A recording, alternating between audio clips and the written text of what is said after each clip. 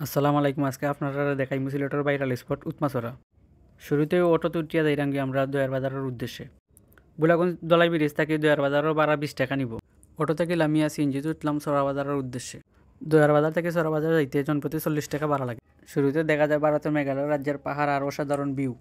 প্রাকৃতিক সৌন্দর্যে ভরপুর এই মেঘালয় রাজ্য। কেউর মন খারাপ থাকলে এই ভিউ দেখলে এমনি তার মন ভালো হয়ে যাব।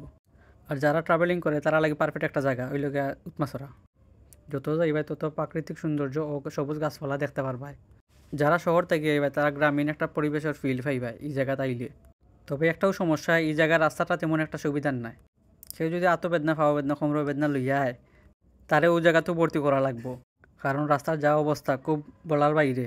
তবে রাস্তা খারাপ হইলে কি তাই আশেপাশের পরিবেশ কিন্তু খুব সুন্দর। যত আগাইবাই তত পাহাড়ের সৌন্দর্য আরও ফুটিয়ে উঠবো এবং দেখতেও সুন্দর লাগবো। তবে যাওয়ার পথে যে একটা ভিউ পাইলাম এটা আসলে মনোমুগ্ধকর। যারা এই জায়গায় এক্সপ্লোর করছে তারা কইতে পারবে যে এই জায়গা কত সুন্দর ও মনোমুগ্ধকর। আসলে ঘোরাঘুরি না করলে দেখা যায় না যে আল্লাহর সৃষ্টি কত সুন্দর এবং ভরপুর। আশেপাশের সৌন্দর্য দেখতে দেখতে অবশেষে আমরা এলাম উৎমাছড়া। সরাবাজার গাড়ি থেকে লামিয়া উৎমাছড়ার উদ্দেশ্যে আমরা আটা শুরু করলাম।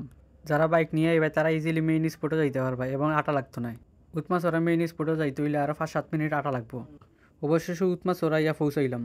তবে মেইন স্পটে যাইতে হলে আরেকটু আটা লাগবো। আরতে আরতে আমরা উৎমাছড়ার পানির দেখা পাইলাম। পানির লগে আরও কিছু পাথরও দেখলাম, তবে এটা মেইন স্পট না, মেইন স্পটে আরও সামনে পড়ছে। অবশেষে আমরা স্পটে আইলাম। পাহাড় থেকে নেমে আসা স্বচ্ছ জলরাশি ও পাথর দেখে খুবই মুগ্ধ হইলাম। সবুজ প্রকৃতি মিলিয়ে তৈরি হয়েছে স্বর্গীয় সৌন্দর্য। আসলে এটার সৌন্দর্য ভাষায় প্রকাশ করার মতো না যে কত সুন্দর। তবে সামনে যে ব্রিজটা দেখতে পারা এটা কিন্তু আসলে ভারতের পড়ছে এবং পাহাড়টাও ভারতের। এই জায়গার পানি এত পরিষ্কার নিচের পাথর পর্যন্ত দেখা যায় এবং নিজেও লোভ সামলাইতে পারলাম না, নিজে লাগে গেলাম মুগ্ধবাদ। যারা এই জায়গায় তাইবাই তবে একটু সতর্ক থাকবে, পাথর কিন্তু খুব পিছলা।